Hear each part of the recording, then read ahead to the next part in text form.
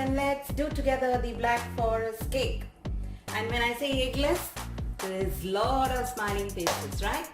So let's start making.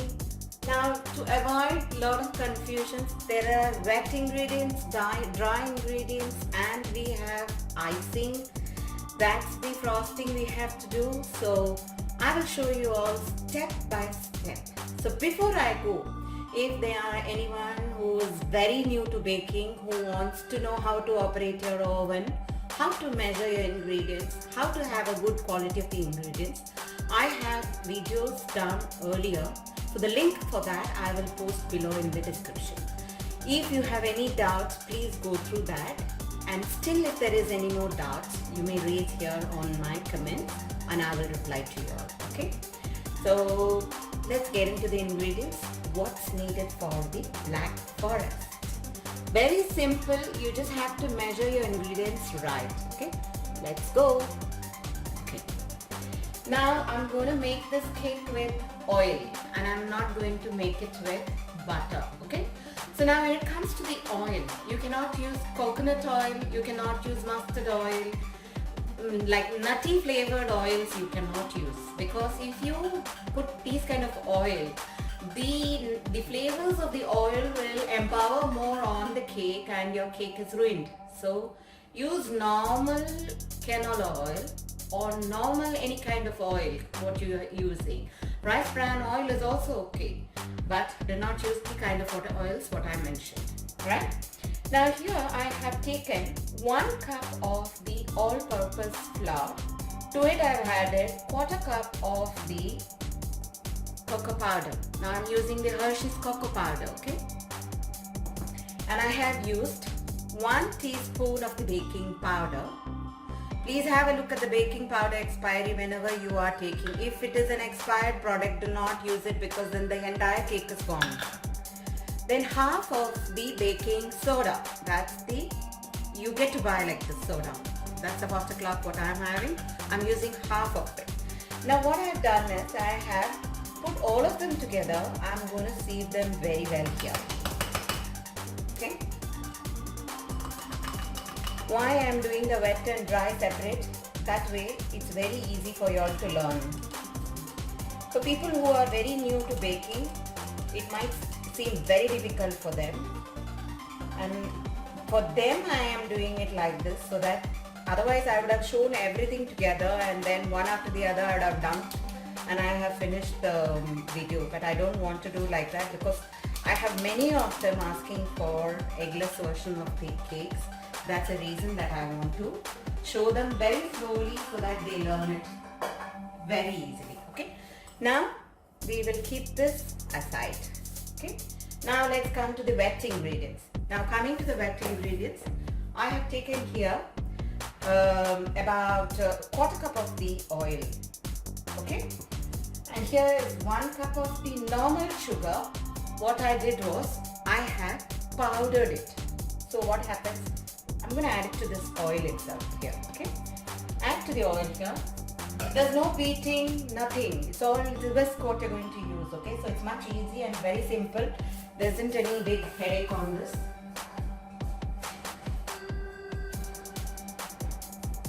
I can use my small biscuit oil. That should be fair enough for this. Okay. Now use 1 teaspoon of the coffee powder. If you have any instant coffee powder, you may use that. In my case, I normally use the filter coffee, so I am using that 1 tablespoon of the coffee decantion. If you are using, as I said, 1 teaspoon, you use your normal coffee powder, okay?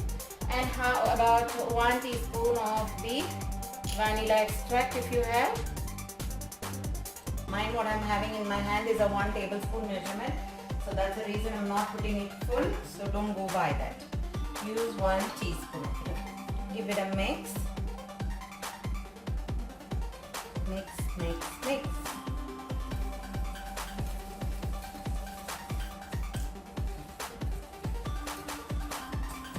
Now we're going to add 2 tablespoons of the normal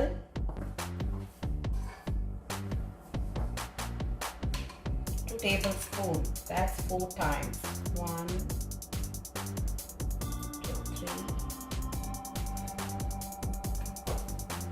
So 2 tablespoons of the normal cocoa powder. Okay. Normally you have to save the cocoa powder, reason being there are lumps in that. Okay. We are done with that as well. Give it a mix.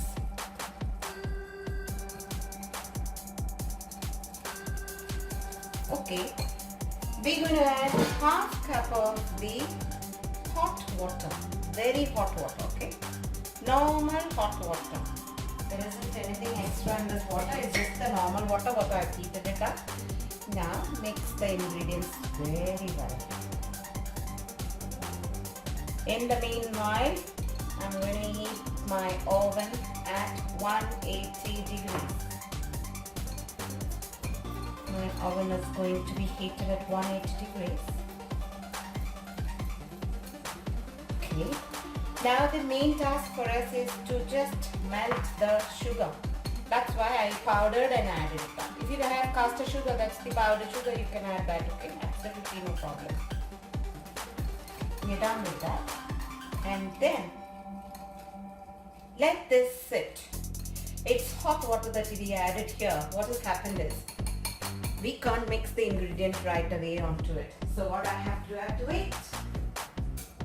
Let's wait now. Let this come to room temperature. Once it's in the room temperature, we will start with the next procedure. So now, I'm sure it's very easy just to follow this much, right? After I put the cake for baking, then I will show you the stuffing. What you will stuff inside the cake and what you will decorate the cake with. How you're going to do all that I will show you then. So let's take a break and wait for that to chill. I've already greased my cake tin and I have kept here ready, and also my oven is getting heated as well.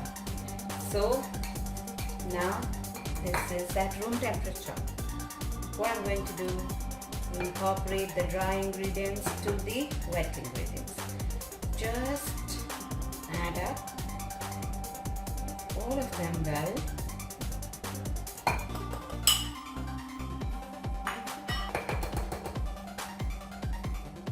I'm going to add half cup of the curd.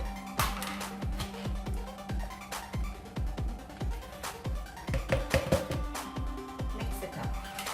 That's it. All the ingredients are done. Mix very well.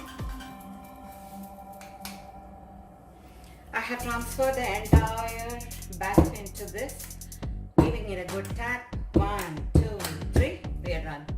I'm ready to put it into the oven at 180 degrees. As the cake is getting done, I just want to tell you what are the ingredients that we need for further the next steps, okay?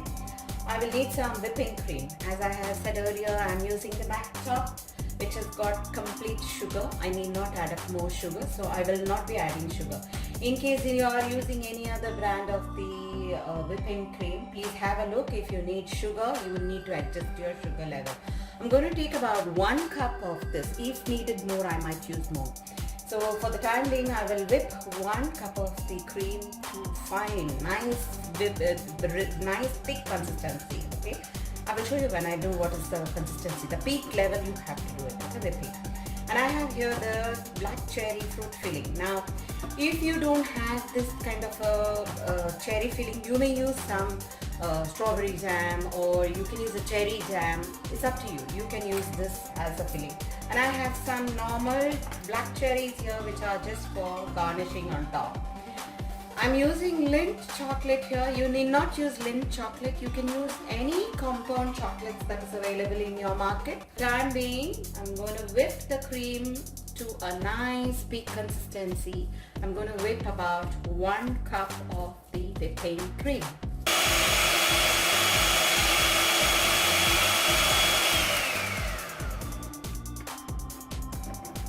Okay, I want to test it. Now, when I do this and I take it out, see, it's just how sharp it has got the edges. Where is that? Yeah. If that means we are done. So, from that loose consistency, we have reached like this. If you over whip your cream, this will become butter. So we have to stop. have opened the can and I have taken some syrup from that, and I am just pouring on top of this cake here just to make it soft, so that the cake will become even soft. And then I'm just putting the pulp of the cherry pulp which I have kept. Put the whipping cream, layered one on the other, the cake. What I did was, I put first layer, then I put the syrup, and then I put the whipping cream, then I put the second layer, then I put the syrup, then I put whipping cream, and then I have put that now. Just ice your cake. There's no design, nothing. After we ice the cake, then I'll show you how to do the other part of it. The sides, everything is okay. We are not going to bother about the sides. Reason being, now I'll cover it up with the chocolate. Now what I'm going to do is, I have measured this length of the cake, okay? Why I'm saying it, I will tell you why. I have kept the I've kept some water here. You can see there's some water that's getting heated there. And I'm keeping this vessel here, and I put the entire bar of the Lindt chocolate there. The chocolate is completely melted now. Enough. Just keep it aside. You can see a parchment paper lined here. Now my cake measurement is so much, so I'm going to make a pattern here like this, and stick it onto my cake. So that's the whole idea of making this.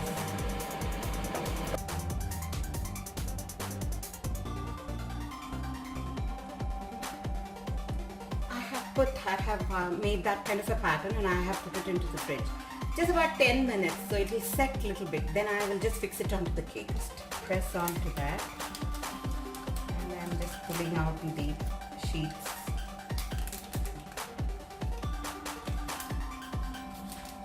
So the cake will get, the patterns will get stuck there. Done that? Okay. Now I will try and peel out the sheet. That's the Black Forest cake for us.